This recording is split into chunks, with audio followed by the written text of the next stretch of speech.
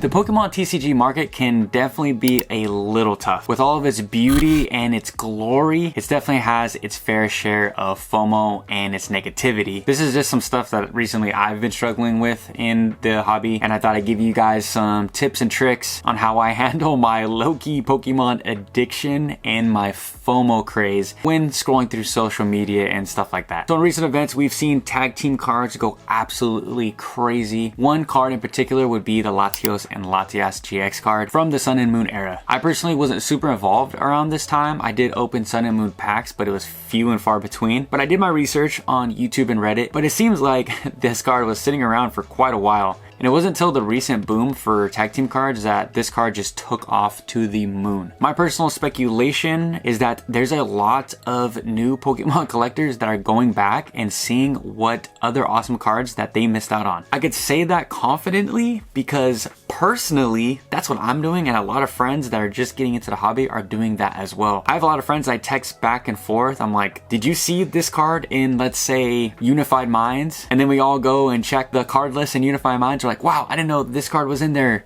and so on and so forth. You times that by a couple thousand or 100,000 of people, this is how you get crazes. And in turn, those people will go and scoop up all of those cards that they missed. So it all ties in today's topic at hand, because I hear and I see a lot of collectors, new and old, saying, I miss a train, or I miss this card. I will never own that card ever again in my life. I had the opportunity and it's gone. And let me tell you, that is further than the truth. But at the same time, I'm gonna be very blunt with you guys, and it may be the truth, especially for those cards that are in the high six figures. But I'm here to tell you guys that that is also okay. It's okay that you guys missed the train.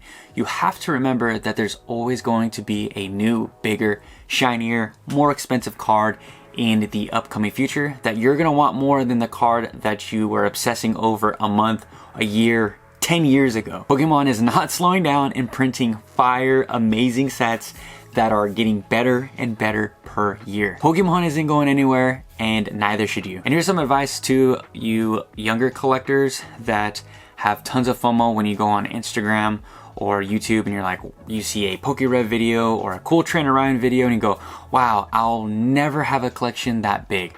I'm here to tell you that you may not have a tons of opportunity now because of your financial situation, but you will make more money as you get older. Hopefully, I can't say that confidently, but as your money grows, your Pokemon collection goes as long as you stay in the market. You can treat the market like stocks or crypto where you dollar cost average into the market, which just means buying a little bit of Pokemon products here and there, so you're not treating Pokemon as a giant bill each and every month. A tiny drop of water in a bucket will eventually lead to a full bucket before you guys know it. When I was small, I thought I'd never own none of the Neo Genesis big hitter cards. That was like the set that I was obsessed with when I was a little kid.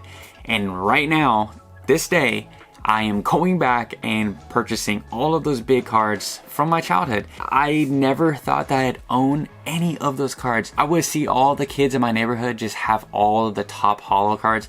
My parents didn't have tons of money. I would probably get a pack maybe a month, maybe. We didn't get Pokemon cards for our birthdays either, so it was a little tough back in the day. This just goes to show you that things will change over time. I recently covered a horrible Reddit thread that this guy, he just went out and bought tons of Evolving Skies, put himself in crazy financial debt because of the FOMO that he had of just getting back into the Pokemon TCG community. This guy was out of the hobby for 10 plus years, and then he got a little taste of Pokemon and it went downhill pretty fast. You can't let this hobby put you in a hole and ruin your life. Pokemon will always be there, the cards will always be there, and there's plenty of cards circulating to get your fix. The honest truth is, if you want the card, it'll be there. It'll probably be there 25 years down the line. It might have a bigger price tag than it is now, but it will be there. So please do not stress and do not FOMO. My re-entry into Pokemon started with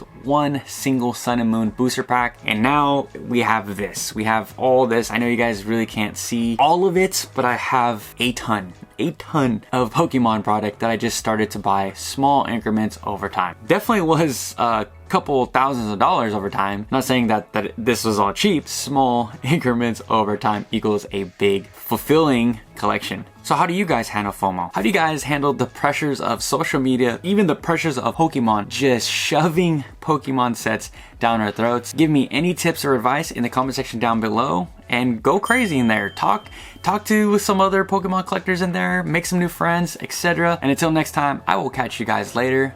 Peace.